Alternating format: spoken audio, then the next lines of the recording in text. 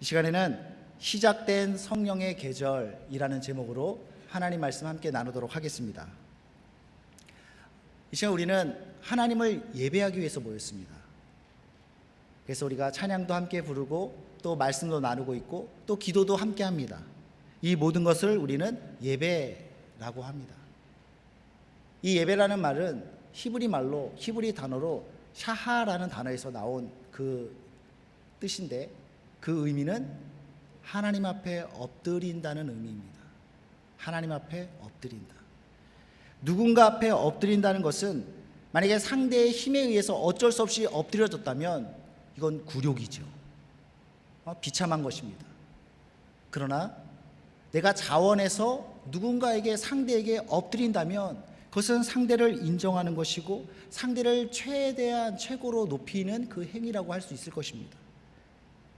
우리는 자발적으로 하나님께 엎드림으로써 하나님을 인정하고 하나님을 높여드립니다. 이것이 예배인 거죠. 성경은 우리의 존재의 목적을 하나님을 예배하는 것이라고 말합니다. 이사야서 43장 21절에 보면 이미 우리가 여러 차례 함께 나눴던 말씀인데, 이 백성은 내가 나를 위하여 지었나니 나를 찬송하게 하려 함이니라. 우리가 지어진 목적은 하나님을 찬송하기 위함이다. 하나님을 예배하기 위함이다. 이것이 내가 너를 지은 목적이다. 하나님의 선언인 것입니다. 예배에는 매일매일 우리 삶 속에서 드리는 삶의 예배가 있습니다. 그리고 신앙 공동체가 함께 모여서 드리는, 우리 주일에 모여서 드리는 이러한 예배, 공예배가 있습니다. 오늘은 공예배를 중심으로 나누길 원하는데, 이러한 예배가 우리 삶의 목적이다. 그리고 예수님을 믿는다면, 내가 신앙생활을 한다고 한다면 우리는 평생 예배를 드리는 거예요. 그게 우리의 존재의 이유이기 때문입니다. 근데 예배 드리는 것이 재미가 없다. 도무지 예배 드리는 게 너무 지루해서 견디기 힘들다. 감동도 없고 뭔가 배우는 것도 없는 것 같고, 그래서 예배에 적응이 안 된다. 이러면 정말 난처해지는 것입니다. 생각해 보세요. 내가 아이들을 가르치는 어린이집 선생님인데 아이들을 싫어해요. 아이들을 끔찍히 싫어하는데 아이들을 가르치는 일을 해야 돼요. 나는 동물을 끔찍히 싫어하는데 펫샵에서 일을 해야 돼요. 나는 숫자를 너무너무 싫어하는데 직업이 회계사예요. 얼마나 끔찍하겠습니까? 혹시 이게 예배에 임하는 우리의 모습이 아니기를 바랍니다. 우리는 신앙인이라고 한다면 예배를 드려야 됩니다. 만약 예배를 드리는 것이 따분하고 졸리기만 하고 하나도 감동도 없고 그렇다면 이건 뭔가 잘못된 겁니다. 바로 잡아야 되는 것입니다. 사람들 때문에 나오는 것이라면 몇 달은 버틸 수 있습니다.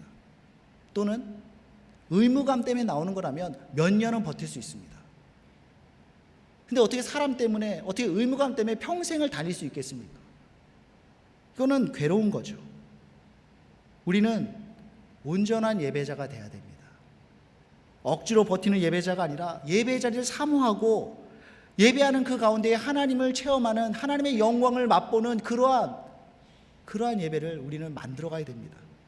어떻게 그럴 수 있습니까? 감리교를 창시한 존 웨슬리가 이런 일기를 남겼습니다. 제가 읽겠습니다. 1739년 1월 1일 새벽 3시경, 우리가 계속 절박하게 기도하고 있을 때에 하나님의 능력이 우리 위에 어찌나 강하게 임하던지 우리는 모두 기뻐 소리쳤고 많은 사람이 바닥에 쓰러졌다. 우리는 그분의 임재에 대한 두려움에서 어느 정도 회복되고 나자 한 목소리로 외쳤다. 오 주님, 당신을 찬양합니다. 당신이 주님이심을 인정합니다. 어느 날 존 웨슬리가 모임 가운데 성령을 경험합니다. 그것은 하나님의 능력이었고 모든 사람을 두려움에 압도하는 그러한 역사였습니다. 그 두려움은 다시 기쁨으로 변해서 거기에 모인 사람들이 한 목소리로 하나님을 찬양합니다. 이게 예배죠. 하나님의 그 크심에, 영광에 압도되어서 두려움에 눌려 있다가 움츠러들었는데 다시 그 가운데 기쁨이 넘쳐서 그것을 토해내는 것이 찬양인 거죠. 마틴 로이드 존스 목사님이 이렇게 말합니다. 예배는 영광을 맛보는 것이고 영원에 접촉하는 것이고 천국을 맛보는 것이다. 이러한 예배가, 이러한 하나님의 임재가 우리 가운데 있기를 바랍니다. 근데 어떻게 지루한 예배가, 누군가에게는 지루한 예배죠. 이 지루한 예배가 그렇게 될 수 있습니까? 그것은 성령의 역사심입니다. 성령이 역사할 때에 냉랭하고 활력 없고 기계적인 예배는 활기로 가득 차고 신선함과 새로움으로 넘쳐나게 될 것입니다. 우리 가운데도 그러한 성령의 역사심이 있기를 바랍니다. 우리가 그 성령의 역사심 그 한가운데 있기를 바랍니다. 여러분에게 다시 묻겠습니다. 여러분은 성령의 역사심이 우리 가운데 나타나기를 바라십니까? 여러분은 성령의 역사심이 우리 가운데 나타나는 것이 가능하다라고 생각하십니까? 성령은 우리 가운데 역사하십니다. 요한 웨슬리가 경험했고 많은 우리 믿음의 성도들이 경험했습니다.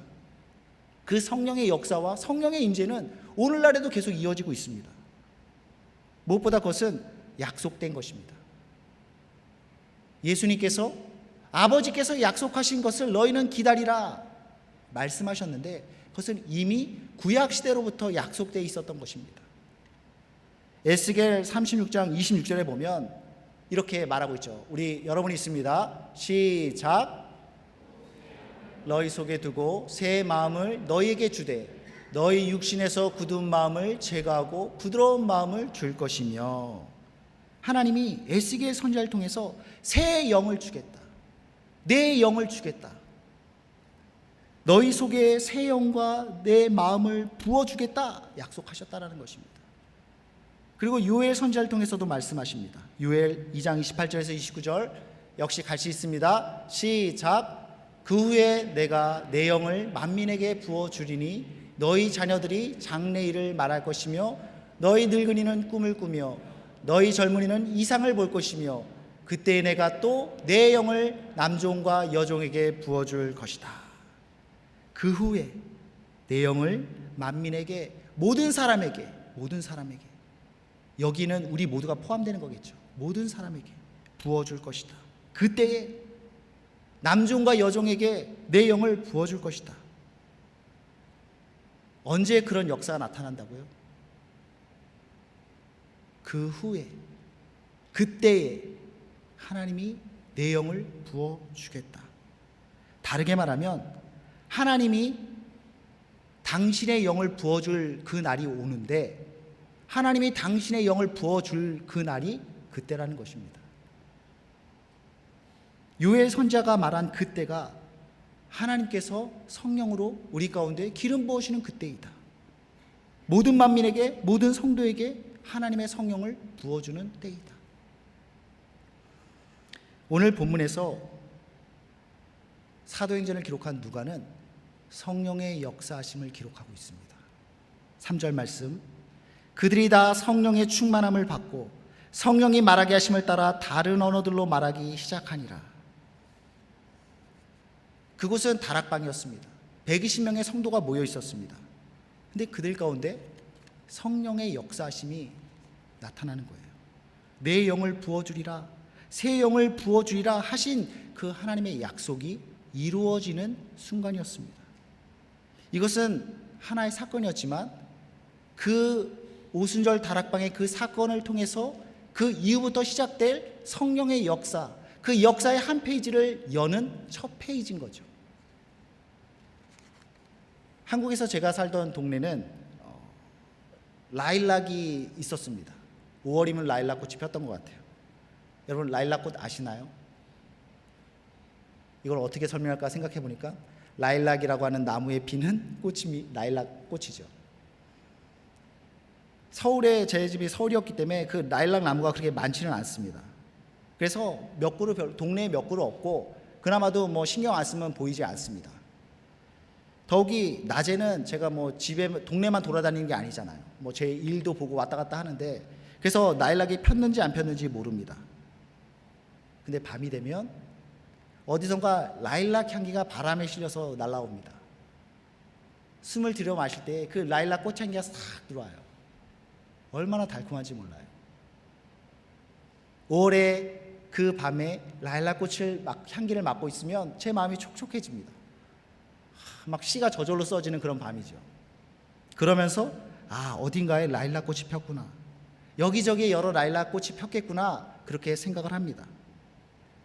내가 맡는 거는 잠깐 스치는 한순간의 그 향기지만, 내가 보는 꽃은 그 한 송이 꽃이지만, 그것을 통해서 어딘가에도 꽃들이 폈겠구나, 지금이 라일락 꽃이 필 때구나, 5월이구나, 날씨가 따뜻해졌구나, 이제 곧 여름이 오겠구나, 그러한 시간의 흐름을, 계절의 흐름을, 변화들을 알게 되는 것입니다. 저에게는 그 잠깐의 향기가, 그 꽃 한 송이가 변화의 시작을 의미하는 것이고 계절의 변화를 알려주는 신호였던 것입니다. 이처럼 오순절 다락방의 성령의 역사는 변화의 시작이고 변화되고 있음의 그 신호입니다. 이제 그때 하나님의 약속하신 그날이 되었다, 하나님이 내 영과 새 영을 부어주겠다 약속하신 그 날이 이제 열렸다, 그 사인인 거죠. 하나님이 약속하신 그것이, 성령의 계절이 이제 시작되었다, 오순절로부터 성령의 계절이 시작되었다, 그 선언인 것입니다. 성령은 그러므로 그 시대 이후 그때부터 우리 모두에게 허락되었습니다. 열렸습니다. 우리는 그 성령을 사모하고 그 성령을 구해야 됩니다. 그래야 우리 신앙생활이 달라질 수 있습니다. 그래야 우리 예배가 달라질 수 있습니다. 그래야 우리 미래가 달라질 수 있습니다. 좀 더 성령의 역사에 대해서 말하면, 성령의 역사는 신앙 공동체 가운데서 나타납니다. 신앙 공동체 가운데 나타나며 이것을 공동체가 함께 그것을 경험해요. 동시에 성령은 각 개인에게 개별적으로 역사합니다. 2절 말씀 우리 여러분이 있습니다. 시작. 그들이 앉은 온 집에 가득하며. 성령은 보이지 않는 영입니다. 그래서 존재하지 않느냐? 그렇지 않죠. 보이진 않지만 존재하는 실체입니다. 보통 우리가 바람의 비유를 많이 하는데, 바람은 눈에 보이지 않지만 분명히 존재합니다. 때로는 부드러운 바람으로, 산들바람으로 우리의 볼을 간지럽힙니다. 때로는 강한 태풍으로 나무를 뿌리채 뽑아버리고 집을 통째로 날려버리는 강력한 파워로 나타나기도 합니다. 누가 바람 보이지 않는다고 바람은 존재하지 않아 라고 말할 수 있겠습니까? 이처럼 성령님도 존재하는 실체라는 것입니다. 마가의 다락방에 급하고 강한 바람 같은 소리가 있었는데, 그 무엇인가가 보이지는 않는데 온 집을 가득 채웠다. 성령은 온 집안을 가득 채우는 실체였습니다. 다락방에 모였던 120명의 성도들은 모두가 그것을 동일하게 체험했습니다. 공동체 가운데, 함께 모인 가운데, 함께 기도하고 예배하는 가운데 그 성령은 나타나시고 역사한다는 것입니다. 온 집에 가득하며, 온 집에 가득하며. 성령이 온 집안에 가득 역사를 하는데, 누구는 그 성령을 느끼고 누구는 그 성령을 느끼지 못할 수 있습니까? 하나님의 성령이 임하는데, 이 예배당이 임하는데 성령이 가득 채우고 있어요. 그것을 누가 느끼고 누구는 못 느끼고, 그럴 수가 없다라는 것입니다. 공동으로 느끼고 경험될 수 있는 것입니다. 신앙 공동체라면 함께 성령 체험하는 것이 필요합니다. 브루클린 터버너클 교회를 섬기는 짐 신발라 목사님 한 분이 계십니다. 신발라 목사님. 지금도 브루클린에서 계속해서 사역을 잘하고 계신데, 이분의 책에서 이런 글을 본 적이 있습니다. 이분이 어린 시절 어느 교회, 작은 시골 교회에 가서 예배를 드렸는데 그때의 경험을 기록했습니다. 어린 시절 어느 주일날 밤 작은 교회에서 매우 특별한 예배를 드렸다. 설교 내용은 전혀 기억나지 않지만 예배 끝날 무렵 교인들이 앞으로 나와 찬양과 기도를 드렸다. 나는 자리에 앉아 있었기 때문에 앞에서 무슨 일이 일어나는지 몰랐다. 하지만 갑자기 뭔가가 예배당을 가득 채웠다. 어린 마음에도 뭔가 특별한 일이 벌어지고 있다라는 것을 알 수 있었다. 바람처럼 눈에 보이진 않지만 그 존재를 확인할 수 있었다. 몇 분 뒤 내 옆에 앉아있던 숙모에게 나직히 물었다. 무슨 일이에요? 이것은 하나님의 임재란다. 가끔은 조용히 오시기도 하고 가끔은 영혼을 온통 흔들어 큰 소리로 찬양하게도 하시지. 매번 달라. 신발라 목사님이 계속해서 얘기합니다. 이상하게 그 말이 고지고대로 믿어졌다. 누군가 나를 흥분시키는 것이 전혀 아니었다. 이것은 인간이 만들어낸 느낌이 아니었다. 비록 내 오감으로는 하나님을 만질 수 없었지만 그 순간 내게 하나님의 임재는 명백한 현실이었다. 내가 예수님의 다정하심과 하나님의 위대하심에 취해 있는 동안 마치 시간이 멈춰 있는 것 같았다. 어느 시골교회에 성령님이 임재하신 것입니다. 하나님이 임재하신 거예요. 그것은 어린아이도 느낄 수 있을 만큼 너무나 명백했고 너무나 분명했습니다. 그곳에 모인 모든 성도들이 그 임재를 느끼며 하나님을 찬양하는데 그것이 마음의 감동으로 성령의 반응함으로 불려지는 찬양인 거죠. 그러한 성령의 역사가 모든 교회 공동체 가운데서 경험되어졌다. 신발라 목사님이 말해요. 수십 년이 지난 지금도 그때 그 성령 충만했던 그 순간을 나는 어제처럼 생생히 느낀다. 그 성령의 경험이 너무나 강렬했다는 것입니다. 오늘 본문 가운데 나타난 이 성령의 역사, 동일한 성령의 역사하심이죠. 그 성령의 역사하심 가운데 모든 성도들이, 그곳에 있는 모든 사람들이 동일하게 경험하는 것입니다. 다락방을 가득 채우는 성령, 그것에 반응하는 성도들, 그것이 하나님의 공동체 가운데 나타나야 될 모습이라는 것이죠. 두 번째로 성령은 개별적으로 역사합니다. 3절 말씀에 보면 마치 불의 혀처럼 갈라지는 것들이 그들에게 보여 각 사람 위에 하나씩 임하여 있더니.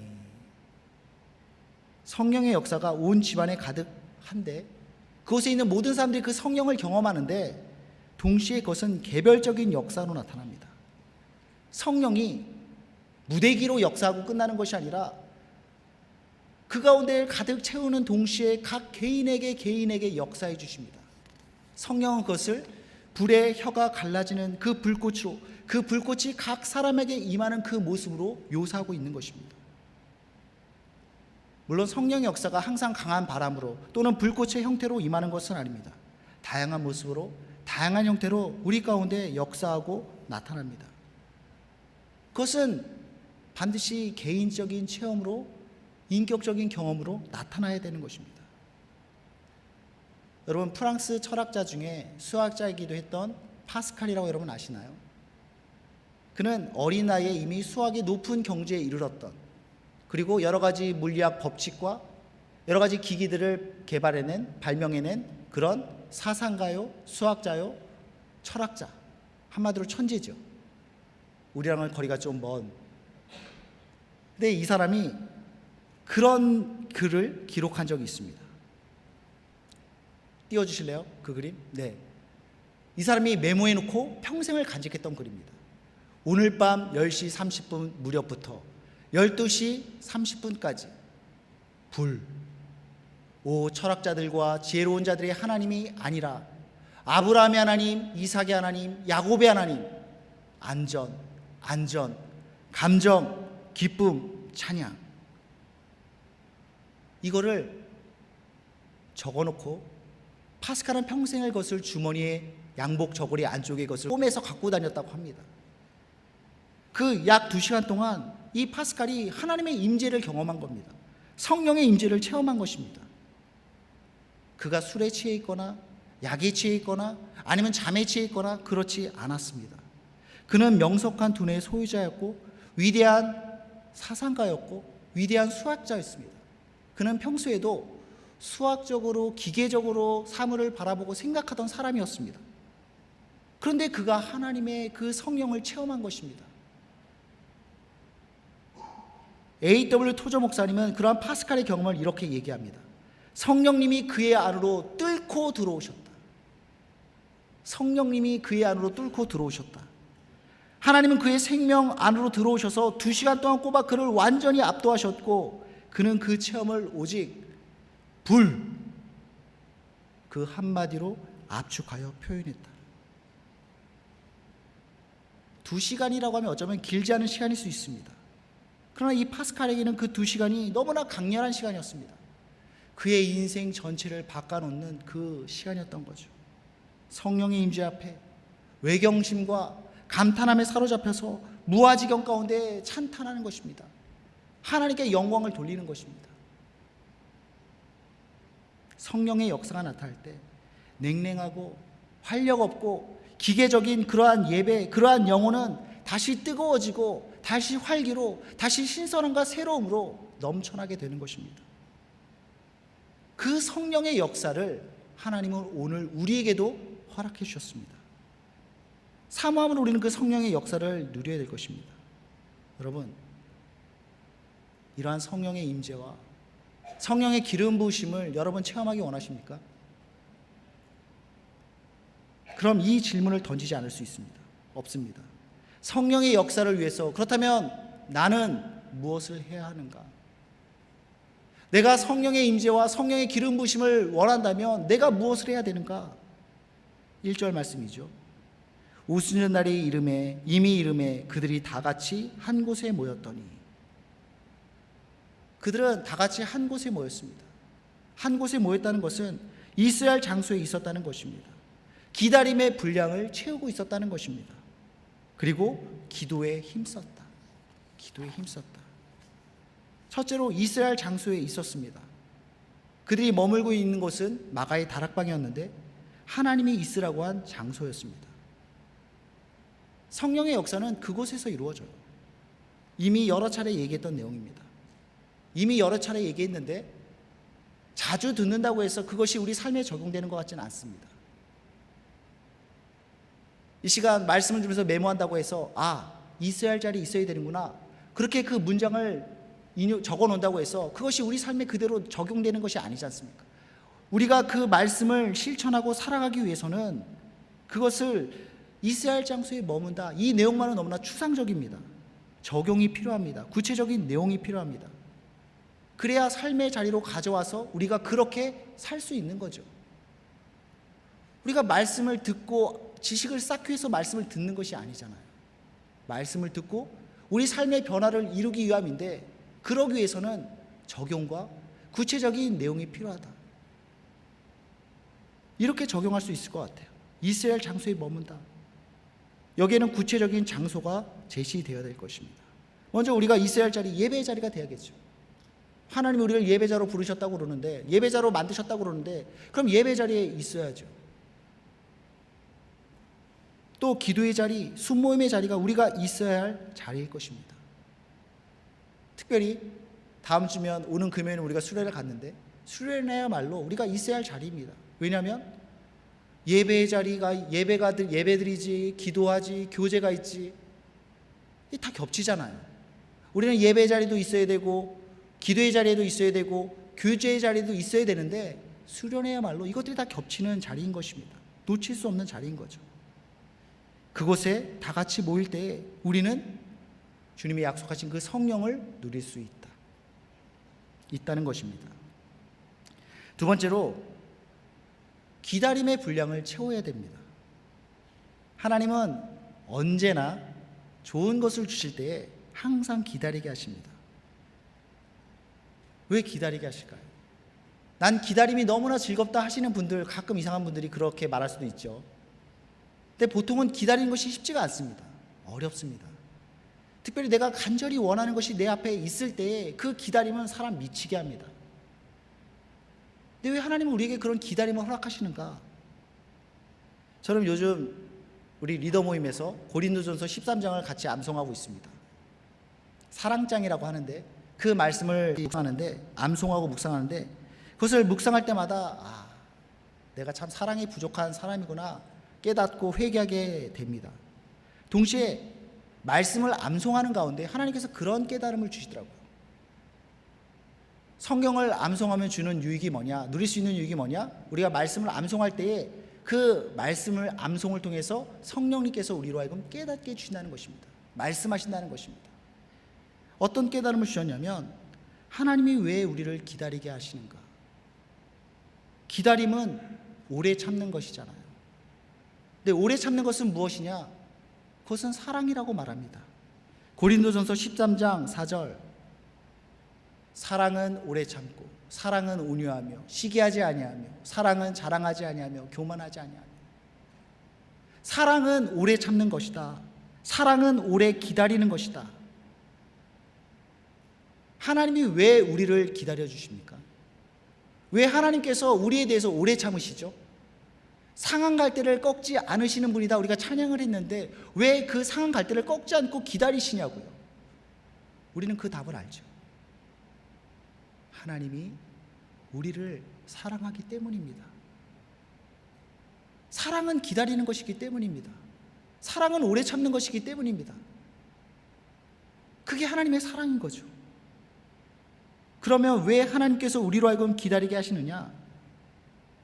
하나님에 대해서 우리로 하여금 기다리게 함을 통하여서 당신에 대한 우리의 사랑을 확인하고자 하는 것입니다. 기다림의 시간은 사랑을 확인하는 시간입니다. 결혼한 부부가 아이를 갖게 되었습니다.